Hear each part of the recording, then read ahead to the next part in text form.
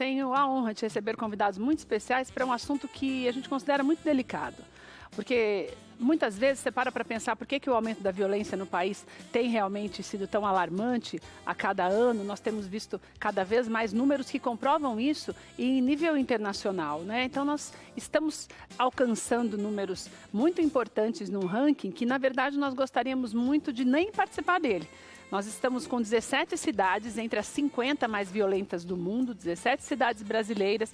E eu estou recebendo aqui, como eu falei para você, convidados muito especiais. Estou recebendo hoje o Sidney Soares, que é sociólogo, e está aqui com a gente hoje. O Coronel Roberto também, que é especialista em segurança, está de volta. E também o Luiz Antônio, que é psicólogo. E eu queria dar um rumo diferente para essa história, por isso que eles estão aqui hoje, porque nós sabemos que a mudança nesse quadro depende de políticas mais efetivas para que realmente isso aconteça. Isso não é da nossa alçada, não é coisa que nós possamos apenas discutir, porque por mais ideias que nós tenhamos para reverter esse número, nós não temos poder para isso. Mas nós precisamos aprender a lidar com isso de uma maneira saudável, para que nós não percamos os nossos dias e muitas coisas que nós precisamos fazer, porque senão você acaba enlouquecendo, de medo, como o chefe Raimundo falava para a gente, você fica com medo de sair de casa, você fica se preocupando excessivamente com tudo. Então, por conta disso, é que nós temos especialistas para falar sobre isso. Porque, Luiz Antônio, você sabe que, na verdade, quando eu vi esse número, que nós temos um número aqui desse ano, até comentava isso com o Roberto, e nós temos um número que é absurdo de 12% de todos os homicídios no mundo serem concentrados aqui. Então, é claro, são números que têm crescido muito. A gente pulou em 20 anos de 4 mil para 50 mil.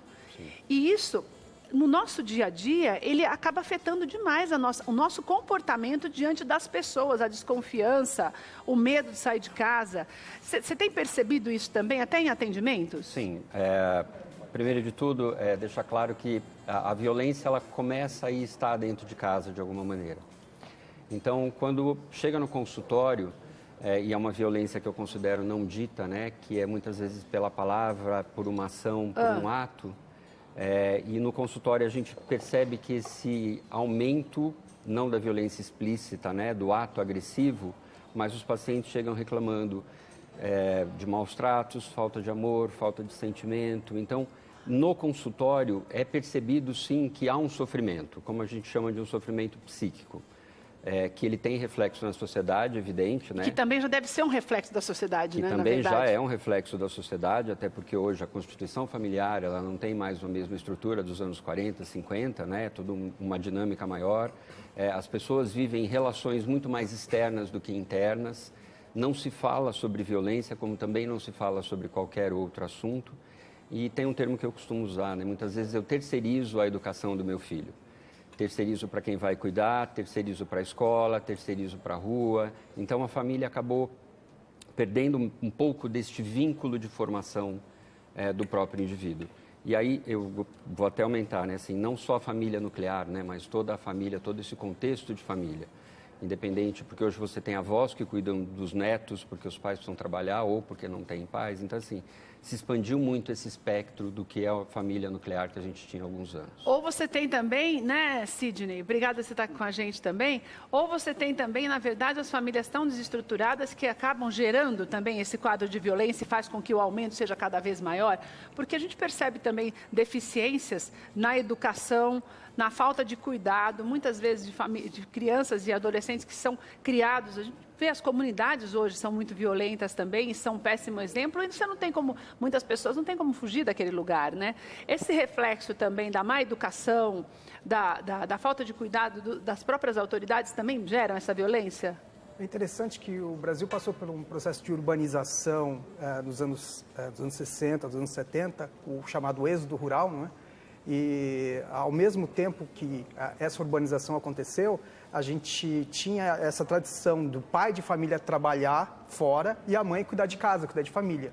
E isso, a evolução da sociedade, a evolução do nosso sistema capitalista levou ao fim disso, porque o pai e a mãe tiveram que ir para o mercado de trabalho. E quem ficou em casa cuidando das crianças? Na escola se diz que a escola ela não tem esse papel.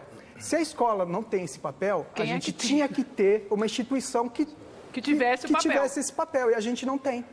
Então, estamos hoje com as nossas crianças, muitas vezes se cuidando sozinhas em casa, ou pelos avós, ou por um cuidador qualquer, né? Temos a família difusa. Ou por ninguém mesmo, como você falou. Ou por ninguém. Então, assim, a gente não criou um equipamento público que pudesse cuidar dessas crianças. Veja só, hoje nas EMEIs, nas escolas públicas, quando as crianças são menores, a educação é plena. Você consegue colocar numa creche de manhã e tirar de noite. Agora, quando ele cresce um pouquinho mais, quando ele entra na adolescência, quando ele tem um contato com esse processo de violência, de drogas, de sexualidade, ele estuda 4 horas no dia. O que é 4 horas no dia, dentro de um dia todo? E o resto do dia ele está onde? Ele está com a avó? Ele está com o vizinho? Ele está sozinho? Quem está cuidando dessas crianças? Então a gente criou um exército de jovens e adolescentes da geração neném, que não trabalha e nem estuda. E mais que isso, eles... Que ainda, só te interrompendo, que ainda é violenta com professores também, porque nós estamos liderando o ranking de violência e de agressões contra professores. Exatamente, infelizmente, exatamente por isso, porque a gente criou um adolescente amoral. A gente criou um adolescente que muitas vezes tem a honra dele na cultura prisional, na cultura do crime. É bonito fazer parte da cultura do crime. Eu consigo ter mais garotas, eu tenho mais valor se eu for o cara que conhece a cultura prisional, que fala na gíria, que cometeu algum crime. A gente criou uma geração assim. E agora o que a gente faz com esses jovens? No mundo inteiro se pergunta, o que eu faço com os mais pobres? Na Europa, no final do século XIX, mandou para a América. Mandaram todos nós que somos descendentes de italiano, descendentes de português, fomos de famílias pobres da Europa que vieram para o Brasil tentar a vida, para a Argentina, para os Estados Unidos. Por isso que esse país, na verdade, era uma grande prisão de Portugal, né? Por isso que descobri. Também isso. O Brasil foi feito com muita violência, com a exploração do índio, né? Darcy Ribeiro dizia que era uma máquina de moer gente, o Brasil. Mas e agora? O que a gente faz com essa geração que o nosso sistema, a gente não teve condições de criar esses jovens de uma maneira adequada? E o que a gente faz com isso agora? Eles estão em confronto com a polícia. O exército entrou no Rio de Janeiro e não está dando conta. Hoje a gente tem um enorme número de segurança privada, os vigilantes, que é mão de obra não produtiva. Quando eu era jovem não existia isso. Vocês vão lembrar, não existia esse número enorme de segurança privada. São pessoas que não produzem nada. Não produzem, eles ficam olhando o patrimônio. E uma coisa que chama atenção também, né, Roberto? Obrigada também por você estar aqui com a gente. É que a maioria desse aumento da criminalidade, desse número exorbitante de cidades nesse ranking, a maioria dessas cidades, elas são localizadas em lugares mais pobres, né? O Nordeste, além de serem cidades periféricas, nós temos a maior parte dessas cidades no Nordeste. Você acha que isso é reflexo mesmo de falta de política até pública? Porque, infelizmente... Vocês sabem disso, Sidney Antônio também sabe disso, porque a maioria das cidades, tem muitas cidades grandes do Nordeste que não tem nem esgoto, até hoje. O Maranhão é um lugar que eu algumas vezes fiquei horrorizada de você ver cidades próximas à capital, a São Luís, que não tem esgoto. A gente nem lembrava mais como é uma cidade que não tinha água encanada, não tinha esgoto. Então, você acha que isso também cria uma dificuldade da polícia em trabalhar? Então, boa tarde a todos. Primeiro, parabéns para você e para a produção do convite dos profissionais. É psicólogo e sociólogo mesmo para tentar buscar ajudar, alternativas. Porque não tem, gente. Porque, na realidade, é um conjunto, não existe uma motivação única. Agora, que é o nuclear mesmo, que é a família. A partir do momento que o modelo da família modificou-se, como foi muito bem colocado, quer dizer, a mãe que era dona de casa, era dona da primeira educação familiar, porque o pai era o provedor, sempre foi o provedor, a mãe saiu para o mercado de trabalho também, e não foi só por uma necessidade conceitual. A mulher buscou espaço no mercado de trabalho. Mas houve uma mudança desse comportamento. E a família, ela ficou modificada, se não desestruturada, modificada. Tanto que hoje é muito comum filhos de pais separados. Os filhos acompanharem a separação dos pais, mesmo convivendo. A briga que os pais resguardavam-se de uma forma muito inteligente dos filhos, hoje é escancarado. Os filhos acompanham quando não participam, porque a violência familiar é muito maior que a violência na rua. Os crimes, os acidentes acontecem mais dentro de casa. Se tem um lugar que é perigoso hoje, é dentro de casa. Que foi o que o Luiz Antônio falou. E aí tem Mas daí isso se conceito. reflete para... Aí que vem o problema. Quando você pega cidades com IDHs elevados, qualidade de vida, emprego, educação, o índice de criminalidade é baixíssimo. Mais ou menos, né? Porque a gente tinha o Rio Grande do Sul como Não, um Rio Grande do ranking, Sul, não. de modo geral, você pega em tá. cidades, Santa Catarina, os centros urbanos, eles são complicados, porque não há uma organização social. Você vai jogando gente. O êxodo rural, há 50 anos, nós tínhamos uma concentração nos grandes centros de 17%, 18%. Hoje é de 80%, passando de 80%. É uma desorganização social. Não tem espaço para todo mundo, não tem organização e não tem planejamento. Nós não fomos organizados socialmente. Agora, mesmo hoje, o processo de educação, o processo de resgate da família são as únicas possibilidades que você tem para refrear esse processo de limites, porque a criança hoje ela não tem a primeira educação, que é básica, e a escola, o que a escola vai fazer? Mas daí a gente já está pensando, né, Luiz Antônio, nesse caso, no que pode ser feito para, a médio e longo prazo, esse quadro ser revertido, né? Que é você tentar dar uma base melhor, tanto escolar quanto familiar. Eu acho importante ressaltar uma coisa, assim, a violência não está restrita à classe menos favorecida. Né? Ela talvez apareça mais e tenha maior divulgação. Ela aparece mais nas cidades, na verdade, de um modo geral, mas eu acho que essa violência do homicídio, do número de assassinatos e tal. Mas a violência, principalmente a familiar, ela não está restrita à classe pobre ou menos favorecida. Ela também acontece em todos os níveis. Então, só que eu não divulgo, eu não comento, eu não falo. Então, mas a gente tem visto tantos adolescentes de classe média alta envolvidos com a criminalidade, né? Que é o que mais tem aparecido. É o outro lado da família. A família se torna permissiva, alguém vai dar o freio, e esse freio provavelmente vai acontecer no sistema criminal, alguém freia, porque eu me tornei tão permissivo para a criação do meu filho que eu acabo não dizendo o que pode e o que não pode. Hoje ele chora, ele ganha um iPhone com 4 anos. Não tem estabelecimento de limites. Não tem limites. O não é uma palavra proibida de se dizer. Não estou aqui dizendo da família lá, dos que colocava no milho, né, o modelo que a gente tinha lá atrás. Mas se perdeu o limite da educação. Então, a educação do que pode, o que não pode, o respeito pelo outro, tudo se pode.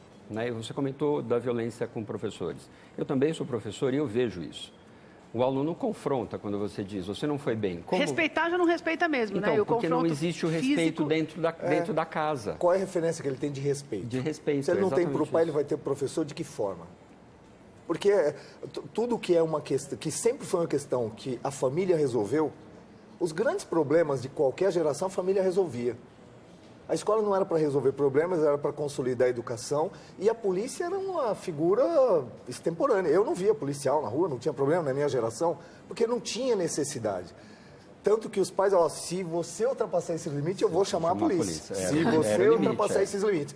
Hoje a coisa se perdeu. E dentro de um processo de perda de valores, só a educação, e aí vem a educação familiar, só a educação é que pode trazer... Porque senão nós vamos trabalhar com consequências. Em cima de números estatísticos de violência, a agressividade é do ser humano. Se você não tem contenção, não tem limites, a família não impõe limites, a sociedade não impõe limites, deixa tudo para a polícia resolver. Nós não vamos ter essa transição, nesse espaço tem muita coisa para se fazer. E aí vem a delinquência. Nós somos delinquentes naturalmente, porque você não tem restrição, tudo pode. Hoje tudo pode. Pode beber e dirigir, pode fazer, pode matar, pode bater, pode arranhar. Aí o que acontece? Você cria uma série de leis para gerirem a relação social, sendo que a relação base de tudo está largada. Eu acrescento um dado importante nisso tudo, que é a questão da coisificação da pessoa. Hoje, o outro é visto como coisa. Então, quando a gente falou de classe social... Coisificação da pessoa, isso quando a gente fala de classe social, sim, a gente pode analisar os lugares mais pobres, isso tem alguma relação, sim. Tem o estado de anomia. Tem um dado muito interessante, porque o PIB do Brasil cresceu durante o governo militar e cresceu agora, no começo dos anos 2000, no governo Lula, foi quando o PIB cresceu de novo. E hoje a gente vive um boom de violência, mas quando o PIB cresceu, a gente também viveu um boom de violência, principalmente no Nordeste. O Nordeste estava, em alguns dos estados do Nordeste, estava crescendo a 10% o PIB. E a violência nesses lugares explodiu e não voltou mais ao que era. E o que é isso, Sidney? Isso é o estado de anomia, né? Quando a gente tem uma grande transformação sem a base dessa transformação, a gente tem um indivíduo perdido nesse contexto. A sociedade se perde, a gente fica... sem referência. A gente fica se refazendo o tempo todo sem ter as referências, mais do que classe social. E a coisificação da pessoa. Então, os dados do último ano, por exemplo, mostra que o latrocínio não foi o que cresceu, não é o roubo seguido de morte, é a violência pura e simples. Sim. Então, eu estou resolvendo meus problemas com violência, porque o outro não é nada para mim. Porque eu jogo videogame e posso achar que você é videogame, é um personagem de videogame, ou porque eu assisto muito filme, ou porque o outro, na minha cabeça, não é mais, eu não tenho mais o respeito ao outro. O trânsito mostra isso. O trânsito é o maior exemplo. É uma guerra. Com a minha mão. É uma guerra. Nossa, só para falar para você que está em casa desse aumento que o Sidney estava falando, em 1990 nós tínhamos uma média de 90 mil detentos, hoje são 727 mil. Mas 99% dos homicídios no nosso país não são resolvidos. Isso é algo muito importante também, porque é um negócio que cresceu de maneira tão absurda, como o Sidney estava explicando para a gente, que você perde a mão. Eu estou tentando achar aqui também o número de homicídios que a gente tem aqui, a mudança. Em 1980, de 6.140, ou melhor, 6.104. E hoje não, 4 anos atrás, que essa pesquisa que a gente tem, ele chegou a 60 mil. Quer dizer, é o que você falou, que é uma coisa que vai mudando. Você não tem nem explicação para isso, né? Veja, vamos sair da motivação. O que teria motivado nós perdermos essa referência ou não temos referência. Vamos partir para a realidade de hoje. Grande parte das mortes, dos homicídios que nós temos aí, acontece entre confrontos de gangues, que é uma realidade dos últimos 20 anos. As gangues de bairro sempre existiram. Eu defendo o meu território. Isso é natural do ser humano, defende território. Mas as gangues, elas começaram a criar um aspecto. Hoje você tem 85 facções criminosas no Brasil.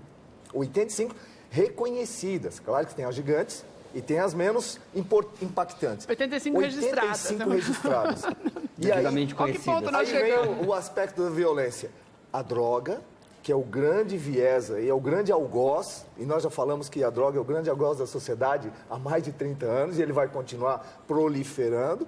E junto com a droga tem muita gente ganhando dinheiro com ela, né? É uma forma de você cooptar pessoas que estão desamparadas e sem horizonte. Se ela não tem essência, se ela não tem valor, qualquer caminho está certo. Aí eu vou, necessidade fisiológica básica, eu quero me alimentar, eu quero ter roupa, eu quero ter isso. Se eu não consigo por emprego, eu vou buscar pela forma mais fácil. Aí vem o que oferece. É um círculo vicioso. E é um círculo que se você não buscar a família e não buscar uma ressocialização, o vizinho conhecer o vizinho se relacionar com o vizinho de novo, as famílias começarem a se relacionar, nós só vamos aumentar os números. E aí você perguntou como é que eu preparo essa família. Em educação a gente diz que estamos criando pequenos tiranos. Hoje a garotada sabe muito bem manipular. E ela fala, se você me agredir, eu vou chamar a polícia porque a lei me protege. Conselho tutelar. Isso você está falando isso nas aulas, na sala de aula? Não, em casa. Gente, a criança se sente no dever. Se o pai pede para ver o celular, ele fala, quem é você para pegar meu celular? E confronta. Né? Então, perdeu-se o limite, a regra, né, como a gente diz, de quem manda e quem comanda. Né?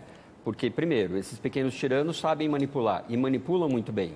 Tudo é muito fácil, inclusive a busca da droga futuramente, claro. Né? Porque eu quero ser saciado, é o hedonismo, eu tenho que ter o prazer constante. Então, é um repensar aí nas políticas públicas como um todo. Primeiro, a gente tem programa para tratar a criança, a gente tem programa para tratar o professor, mas a gente não tem programa para pais. Para tratar quem está precisando, que é o que trata o resto. Eu, como terapeuta de casal e de família, quando você fala em terapia de família, eles olham assim, não, mas o problema não é comigo, o problema é com ele, que está usando droga, que passou por isso. Mas espera, e cadê o conjunto? Cadê o modelo psicossocial de convivência?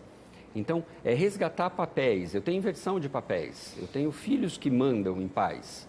O Sidney, você sabe que, não sei se você também concorda comigo, mas eu sempre... Eu era adolescente ainda, mas eu sempre gostei muito do Betinho. E eu achava que o Betinho era um visionário, porque as questões do Betinho, principalmente pouco antes dele morrer, no começo da década de 90, ele falava muito da necessidade, porque quando ele começou a fazer aquelas campanhas contra a fome, Não sei se você se lembra que muitas pessoas olhavam atravessado naquela história, como se você não tivesse a obrigação de olhar o próximo daquela maneira. E ele sempre pregava isso, de que a solidariedade é que nos faria sermos melhores. E o que eu percebo hoje é que as pessoas são muito egoístas, as crianças mesmo, elas crescem com essa concepção de egoísmo. A partir do momento que você não consegue ver o outro, tampouco o problema dele é que você nunca vai ver mesmo. Então, você centraliza em você e cresce nesse afã. Por exemplo, um grande exemplo disso é o que nós vimos lá no Rio, naquela ação da polícia, que eu achei que foi super pontual, naquela festa no pagode lá, do pessoal da milícia. Quantas famílias ali que realmente estavam buscando os filhos e que são filhos que comprovadamente trabalham e tal. Mas aí entra aquela história de você me fala com quem você anda que eu vou te dizer quem você é. Então, entrou-se num processo de egoísmo tão grande que a pessoa ela esquece de enxergar que aquilo ali é ruim para os outros. Ah, porque o cara é legal, é gente boa, ele está fazendo uma festa, não interessa se o cara está matando. Então, isso é uma coisa que me dá a impressão de que é o que mais tem crescido e que, na verdade, é esse egoísmo que gera toda essa violência. Sim, a gente vive um capitalismo selvagem, um capitalismo de periferia do sistema. Né? Nós fizemos algumas opções. Veja só que interessante, né? Depois da Segunda Guerra Mundial, a Europa estava destruída. E a Europa conseguiu se refazer, países como gente, é um absurdo, os países nórdicos, a Holanda. A própria Alemanha, com a vergonha toda que passou. A Alemanha, um dos espelhos da nossa sociedade é o sistema prisional. Nós hoje temos o terceiro país que mais prende no mundo. E temos uma sociedade segura? O Exército foi para o Rio de Janeiro, conseguiu acabar com a violência? Então, quer dizer, a gente tem alguns princípios que a gente está esquecendo, algumas políticas públicas que a gente está deixando de lado, achando que a gente pode deixar de lado.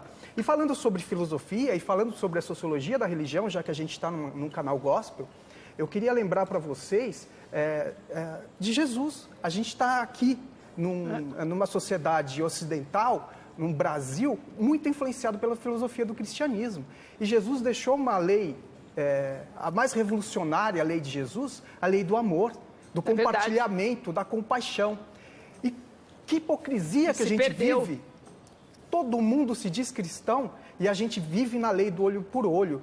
As pessoas estão se matando, as pessoas não entendem o outro como um ser divino que tem que ser preservado. Ele entende você como um incômodo que eu posso eliminar a qualquer momento. Como uma coisa. Como uma coisa, a coisificação que eu posso eliminar. Né?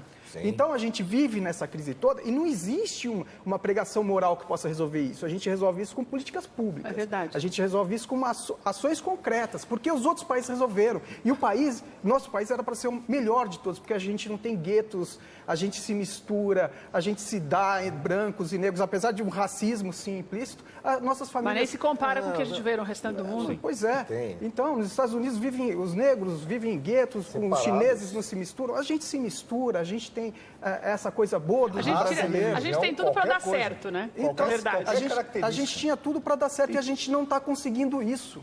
Não é? Isso é um desespero. Agora que a gente está com essa coisa de prender os políticos corruptos, a gente podia passar na sociedade brasileira limpo nisso também. É verdade, de um modo geral, né? Porque não é só a política que está mal. É só um espelho. Agora, eu não sei se vocês me corrijam se eu estiver errada, mas a impressão que eu tenho, Luiz Antônio, é que tudo depende da base familiar. Parece, não, mas é muito pesado você falar isso, mas não é, porque se você tem... Como o Sidney falou, por que aqueles lugares foram reconstruídos? Porque as pessoas tinham essa coisa da solidariedade, sabendo que todo mundo precisava da mesma coisa, que era recomeçar, e porque você tem uma base que faz isso, né? Sim. O que a gente vê é que desde pequeno, não só essa história da criança mandar nos pais, mas dos pais também acharem que não tem muita obrigação. Você joga lá no berçário e ali a criança vai ficando e a responsabilidade é muitas vezes os professores de tudo. Você não acha que falta um pouco disso também? Falta pais educados, começam por aí. Pais educados, não tinha achado esse termo. Eu, como trabalho com pessoas com deficiência, eu trabalho com a questão da exclusão e do preconceito. E quem gera preconceito é adulto e não criança, né? É verdade. Essa semana, uma professora a mãe tirou a filha da sala porque não queria que a menina estudasse porque a professora é negra. Então, a criança ama a professora. A criança nem sabe, ela não sabe o que é isso. Então, reeducar esse adulto, esse mesmo adulto que coloca num colégio particular e pago e para em filha dupla para pegar o filho. Que exemplo que eu estou dando para o meu filho? Né? Você tem que sair na frente, tem que ser teu, não pode ser dele, você tem que ser melhor. Então, viramos adultos perversos, adultos egoístas. Então, passa por um repensar o que eu estou funcionando hoje, né? Essa questão da posse, eu tenho, o meu celular tem que ser melhor que o seu, e a criança, ela vê isso, é modelo, é espelho. Então, se meu pai para na fila dupla e diz, tudo bem, eu dou uma caixinha para o guarda, por que eu não posso fazer isso? Não tem diferença nenhuma eu roubar milhões de uma empresa pública e roubar uma caneta.